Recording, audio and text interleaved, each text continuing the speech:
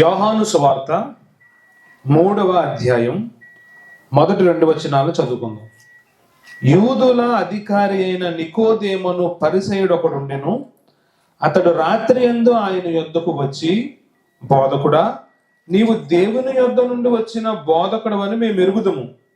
దేవుడు అతనికి తోడై ఉంటేనే గాని నీవు చేర్చున్న సూచక క్రియలను ఎవడను చేయలేడని ఆయనతో చెప్పెను.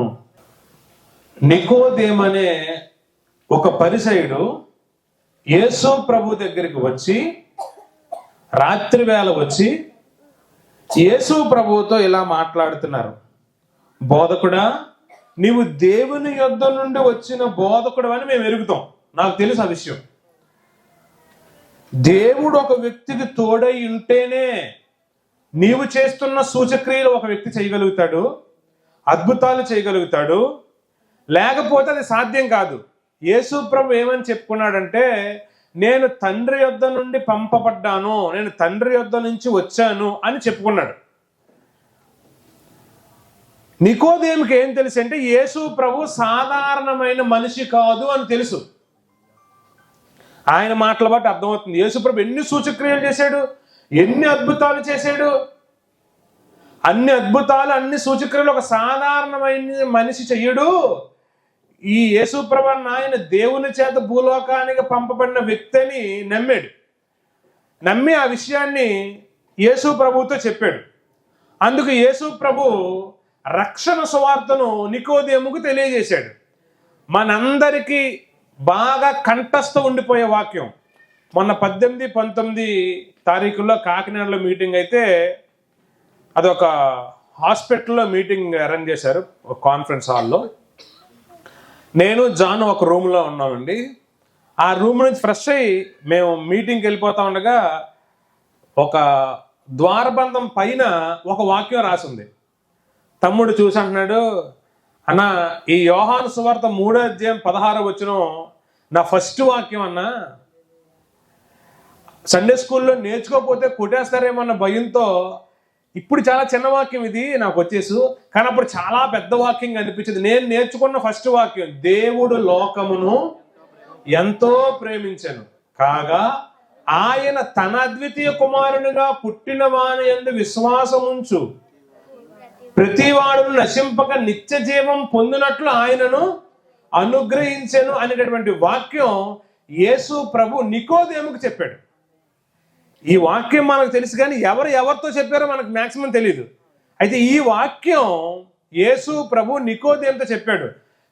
నేను తండ్రి యొద్ద నుండి వచ్చానని నమ్ముతున్నావు, ఆ అద్వితీయ కుమారుని నేనని నువ్వు ఒప్పుకున్నావు, నాతో చెప్తున్నావు, నా యందు విశ్వాసం ఉంచితేనే నశించకుండా నువ్వు ఎక్కడికి వెళ్తావు, నిత్య జీవానికి వెళ్తావనే సువార్తని యేసు ప్రభు నికోదేము గారికి చెప్పారు. కానీ నికోదేము సువార్తను అంగీకరించలేదు. ఈరోజు నేను చెప్పాలనుకుంటున్న పాయింట్ ఏంటంటే, ఈరోజు వాక్యం అంతటిగా ఒక టైటిల్ ఏంటంటే, సమాజంలో చాలామంది ఇలా మాట్లాడతారు, యేసు ప్రభు గొప్ప దేవుడండి, మళ్ళా యేసు ప్రభు నిజమైన దేవుడండి, యేసు ప్రభు ఒక్కడే దేవుడండి,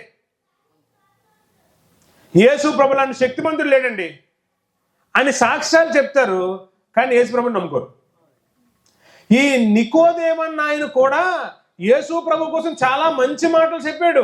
మీరు పరలోకము నుండి వచ్చిన వ్యక్తి అని చెప్పాడు. యేసు ప్రభు సువార్త చేస్తే మాత్రం యేసు ప్రభుని అంగీకరించలేదు. మంచి మాట ఆ 3వ అధ్యాయం 14, 15 వచనంలో యేసు ప్రభు నికోదేముతో చెప్తాడు, అరణ్యములో మోషే సర్పమును ఎలాగు ఎత్తెనో అలాగే విశ్వసించు ప్రతివాడును నశింపక ఆయన ద్వారా నిత్య జీవం పొందినట్లు మనుష్య కుమారుడు ఎత్తబడవలెను. నేనే ఆయనను నమ్ముతున్నావు, నన్ను సిలువ వేస్తారు, సిలువ వేయబడుతున్న నన్ను గాని నువ్వు విశ్వసిస్తే నశించకుండా పరలోకానికి వస్తావు అని యేసు ప్రభు నికోదేముకు సువార్త చెప్తే నికోదేము అంగీకరించలేదండి. ఎందుకు అంగీకరించలేదంటే, యేసు ప్రభు ఎంత గొప్పవాడో నికోదేముకు తెలుసు, యేసు ప్రభు ఎంత మంచోడో నికోదేముకు తెలుసు, యేసు ప్రభు ఎన్ని అద్భుతాలు చేయగలడో నికోదేముకు తెలుసు. కానీ ఆయన యూదా ప్రజలకు ఒక అధికారిగా ఉన్నాడు. యేసు ప్రభు అంటే ఎవరికి నచ్చలేదు? యూదులకు నచ్చలేదు. ఇప్పుడు ఆ ప్రజలకు నచ్చలేని ఒక దానిని ఈ నికోదేము కానీ మంచిదని చెప్తే ఆ ప్రజలందరూ నికోదేముకి వ్యతిరేకులైపోతారు. ఒక అధికార స్థానంలో ప్రజలే కదా ఉంచుతారు, నెక్స్ట్ ఎలక్షన్లో ఆయన్ని దించేస్తారు. అందుకని ఆ ప్రజలకు భయపడి నికోదేము ఎవరిని రిజెక్ట్ చేశారో తెలుసా అండి? పరలోకానికి మార్గమై ఉన్న యేసు ప్రభువుని రిజెక్ట్ చేశారు.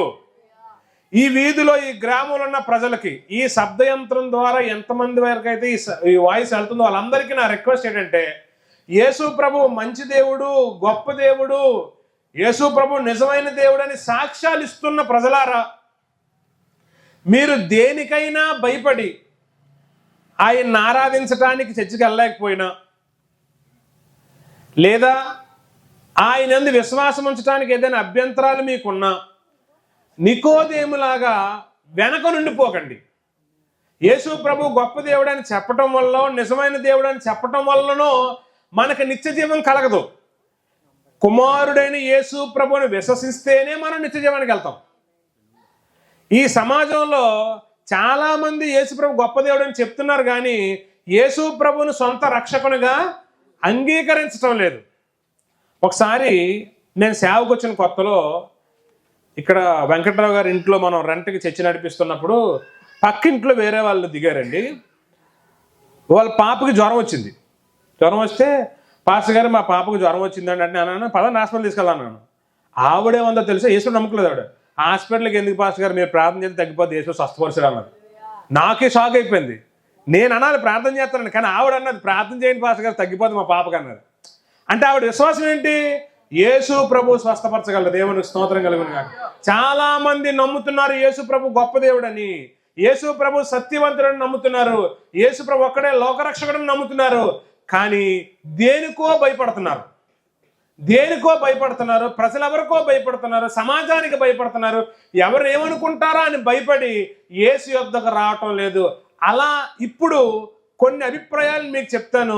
అలాంటి అభిప్రాయాల్లో కానీ మీరుండి యేసు ప్రభు యొద్దకు రావటానికి మీరు ఆలోచిస్తుంటే, ఈ అభిప్రాయాలు మీకుంటే మాత్రం ఈ రోజు తను తీర్పోను గాక. హ్యాపీగా మీరందరూ యేసు ప్రభు సన్నిధానానికి సంతోషంగా రావచ్చు. ఇంక మీరు ఆగాల్సిన పని లేదు.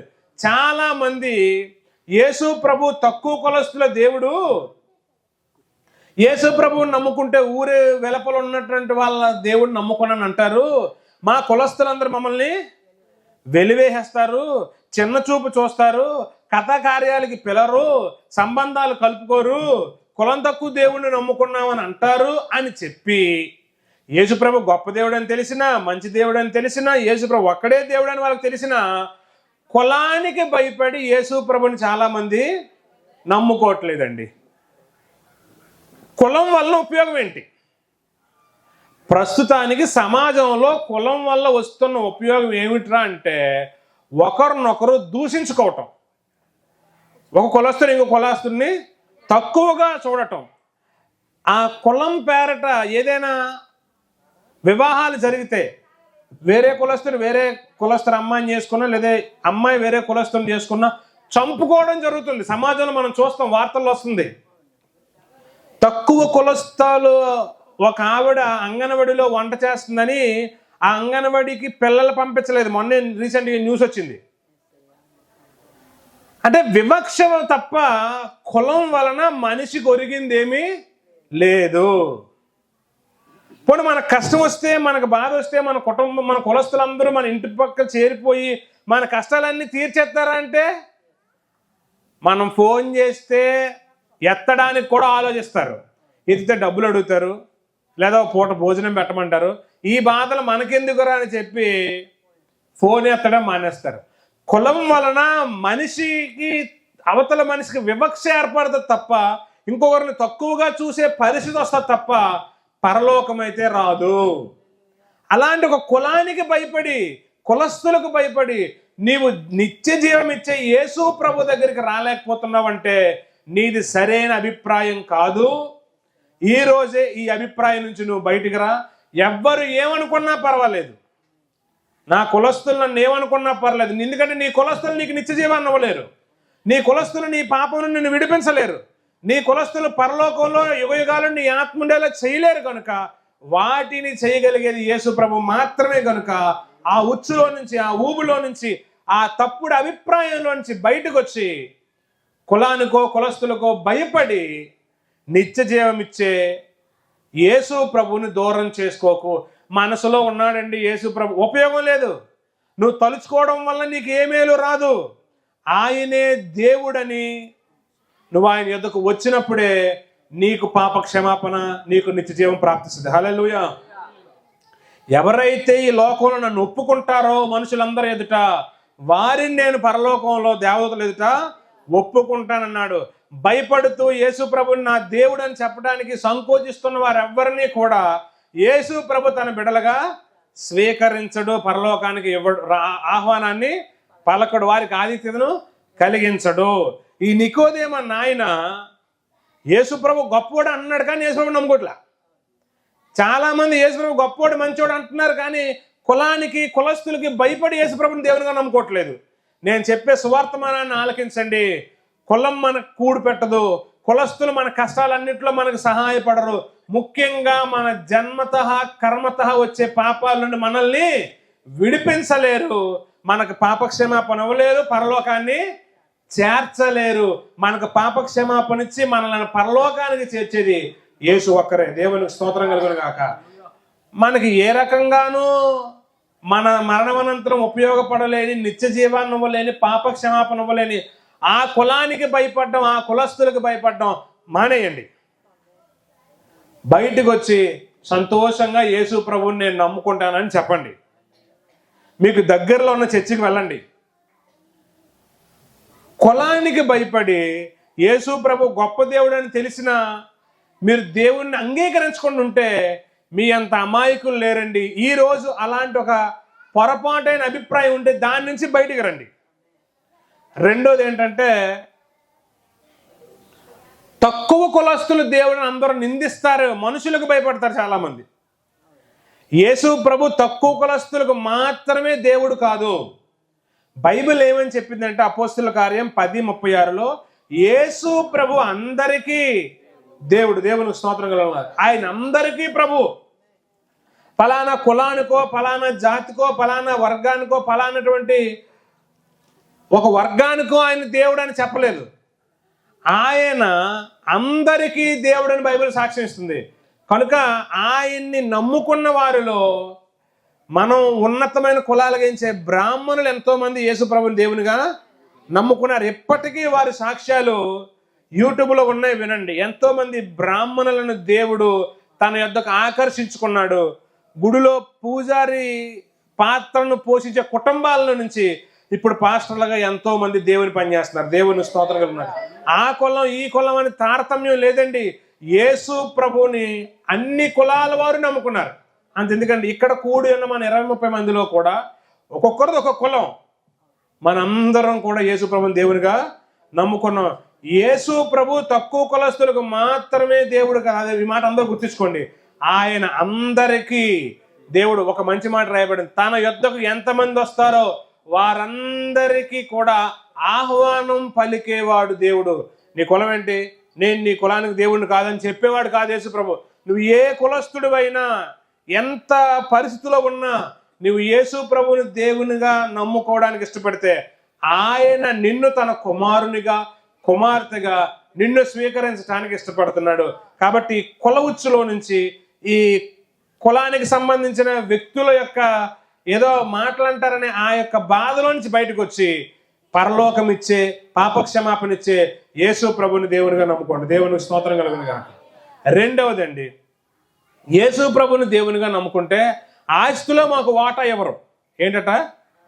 ఆస్తిలో మాకు వాటా ఎవరు? వెలివేస్తారు మమ్మల్ని.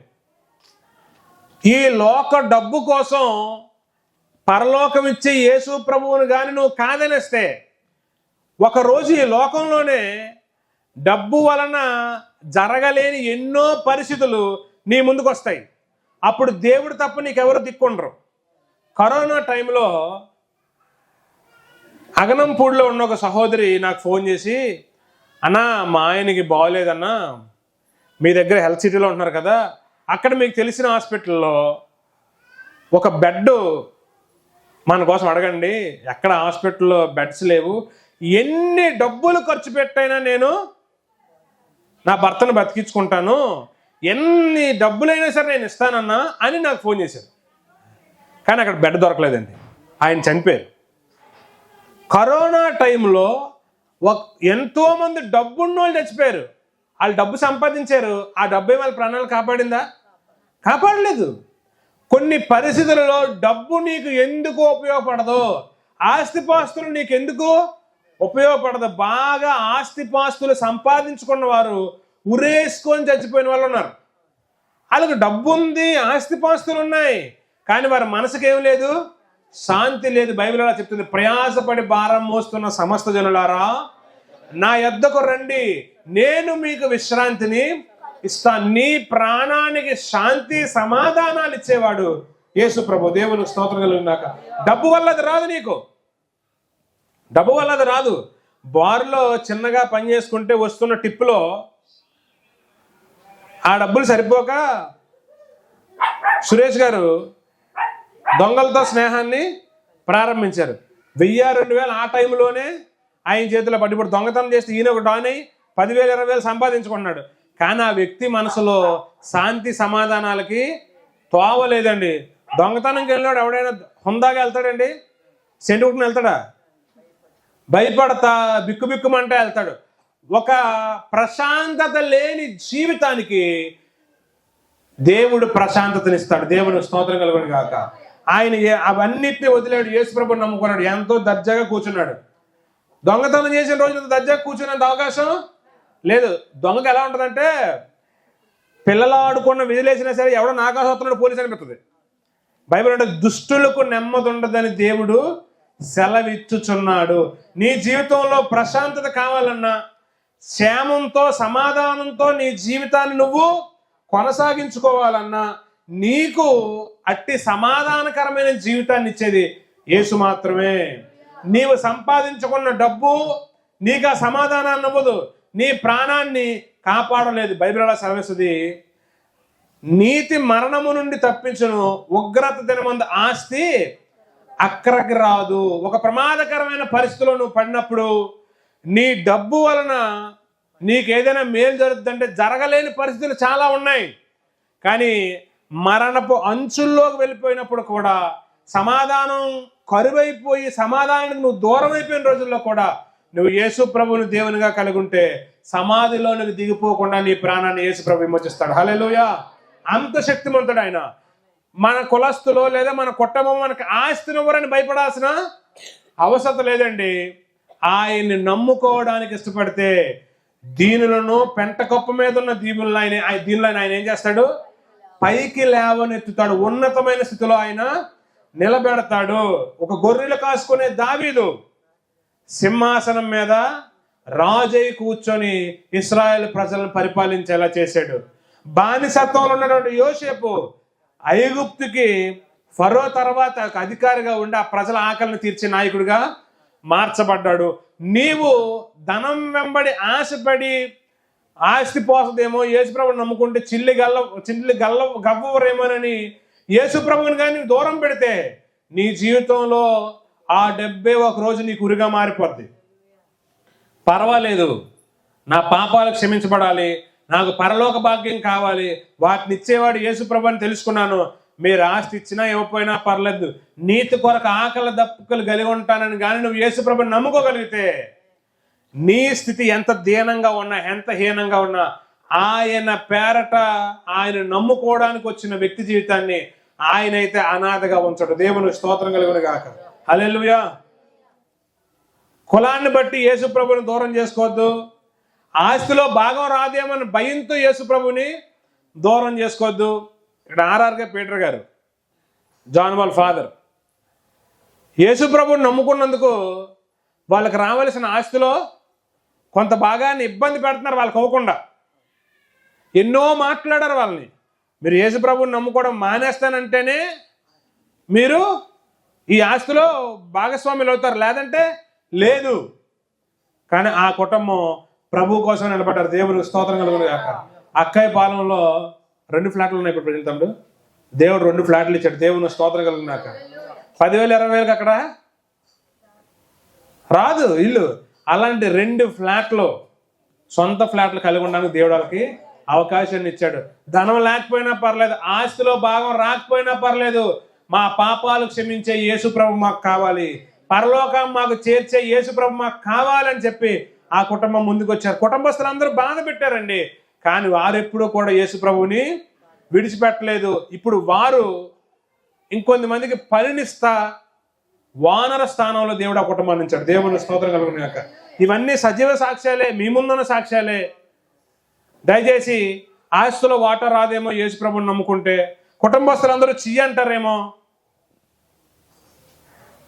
అనే మనుషులు ఎప్పుడు అంటారు, ఏదో ఒక కారణం చూపించి అంటారు. కానీ యేసుప్రభుని జార విడుచుకుంటే అవకాశం మరలా నీకు రాదు. బైబిల్లో చెప్తుందంటే, దేవుడు మీకు దొరుకు కాలమంది ఆయన్ని వెతకండి అంటే, ఆయన దొరకలేని కారణం ఒకటి ఉంది.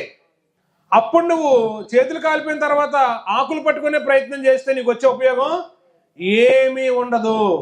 ఇదిగో ఈ సువర్తమానం నీ కొరకే. యేసుప్రభుని నమ్ముకుంటే నీ కుటుంబస్తులందరూ నిన్ను వెలివేస్తారా, ఆస్తిలో భాగం అంటారా, ఈ గుమ్మం తొక్కొద్దు అంటారా, ఏం పర్వాలేదు. యేసుప్రభుని అనాథలుగా విడిచిపెట్టాడు. దేవుని స్తోత్రం కలుగును గాక. ఆయన యొద్దకు వచ్చి వారికి అన్ని ఆశీర్వాదాలను సమృద్ధిగా ఆయన అనుగ్రహిస్తాడు. సాధు సుందర్ సింగ్ అన్న ఆయన సిక్కు కులానికి సంబంధించిన వ్యక్తి, బైబిల్ని కాల్ చేసిన వ్యక్తి, యేసుప్రభు అంటే అసహించుకున్నటువంటి వ్యక్తి యేసు ప్రభు దర్శనాన్ని పొందుకున్నాడు, యేసు ప్రభుని నమ్ముకున్నాడు. వాళ్ళ నాన్న షేర్ సింగ్ అన్న ఆయన, నువ్వేంట్రా తక్కువ కులస్తుల వీధుల్లోకి వెళ్తున్నావు, వాళ్ళ గుమ్మం మీద వీళ్ళ గుమ్మం మీద నిలబడి పత్రికలు ఇచ్చి పంచుకుంటున్నావు, నీకేం కర్మరా, కోటేశ్వరుడు నువ్వు, ఈ దిక్మాల భక్తు బతకమ్మా, వచ్చే నువ్వు అని చెప్పారు.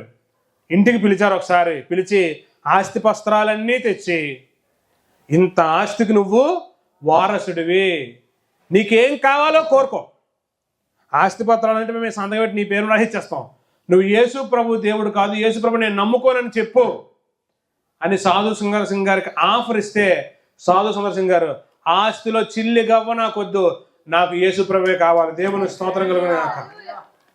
సాధు సుందర్ సింగ్ గారు ఏమి ఒక సామాన్యుడిగా చనిపోలేదు. ఆయన క్రైస్తవ లోకానికి ఒక ఆదర్శవంతమైన జీవితాన్ని జీవించాడు. ఇప్పటికీ ఎంతో మంది సేవకులు, దేవుని పిల్లలు ఆయన లాంటి గొప్ప సేవ మేము కూడా చెయ్యాలని తలుచుకునే అంత ఉన్నతమైన స్థితిలో సాధు సుందర్ సింగ్ గారిని దేవుడు ఉంచాడు. తన కుటుంబంలో నుంచి రావాల్సిన ఆస్తిని అంతటినీ వద్దనుకున్నాడు, కానీ తనకు యేసు ప్రభువే కావాలని బలంగా నిలబడ్డాడు. ఈరోజు డబ్బుకి లోబడి యేసు ప్రభుని దూరం చేసుకోవద్దు. ఆ డబ్బు నీకు అన్ని వేళలా ఉపయోగపడదు, నీకు అన్ని సమయాలలోనూ ఉపయోగపడేవాడు యేసు ప్రభు ఒక్కడే. బైబిల్లో ఒక మాట మీకు చెప్తానండి, నువ్వు ఏ సమయంలో సహాయం చెయ్యని యేసు ప్రభుని అడిగినా ఆయన సహాయం చేయడానికి ఇష్టపడుతున్నాడు. దేవుని స్తోత్రం కలిగినారు. ఇందాక చర్చి నుంచి వెళ్ళిపోతా ఉండగా పాస్టర్ గారు బండి మీద నాతో ఒక విషయాన్ని పంచుకున్నారు. ఏమండి, నేను మీతో మాట్లాడుతుండగా లేదా ఏదో ఒక విషయం మీరు నాతో మాట్లాడుతుండగా మధ్యలో ఎవరైనా మన పెద్దోడో చిన్నోడో వస్తే మాట్లాడితే మనం గసిరేస్తారే, మేము మాట్లాడుకుంటాం 10 నిమిషాలు ఆగు తర్వాత మాట్లాడంటాము. మరి ఇంతమంది ప్రజలు ఇన్ని ప్రాంతాల్లో నుండి దేవునికి ప్రార్థన చేస్తూ ఉంటే ఆయనకి డిస్టర్బెన్స్ లేకుండా ఎలా వింటున్నాడండి, ఎలా ప్రతిఫలం ఇస్తున్నాడండి, ఆలోచిస్తేనే అద్భుతంగా ఉందండి అంటుంది ఆవిడ. నువ్వు ఏ సమయంలో యేసు ప్రభువా నాకు సహాయం చేయని అడిగినా ఆయన నీకు సహాయం చేయటానికి సిద్ధంగా ఉన్న దేవుడు. పౌలు శీల అన్న ఒక ఆయన జైల్లో ఉన్నప్పుడు అర్ధరాత్రి వేళ యేసు ప్రభువుకు ప్రార్థిస్తే అర్ధరాత్రి సమయంలో యేసు ప్రభు ఆ వ్యక్తికి సహాయం చేశారు. నేను మీకు చెప్పే మాట ఏంటంటే, నువ్వు ఏ డబ్బు కోసం అయితే లోబడిపోతున్నావో యేసు ప్రభు దగ్గర రాకుండా, ఏ కుటుంబస్తుల కొరకు అయితే ఆలోచిస్తున్నావో యేసు ప్రభు దగ్గర రాకుండా, ఏ కులానికైతే కట్టుబడిపోయి ఉండేవో యేసు ప్రభు దగ్గర రాకుండా, ఏ కులస్తులకు భయపడి యేసు ప్రభు దగ్గర రాకుండా ఉండిపోయావో వాళ్ళెవ్వరూ అర్ధరాత్రి పూట వెళ్ళి అయ్యా మాకు సహాయం చేయాలంటే ఎలాపా లేదురా మాకు ముందు వస్తున్నావు అని నిన్ను ఏదో ఒక మాట అంటారు. కానీ యేసు ప్రభు అలా కాదు, ఈ టైంలో నన్ను పిలుస్తున్నారంటే ఎంత కష్టం ఉంటే ఈ టైంలో నన్ను పిలుస్తారని మనల్ని అర్థం చేసుకొని మనకు సహాయం చేసే దేవుడు యేసయ్య. హల్లెలూయా.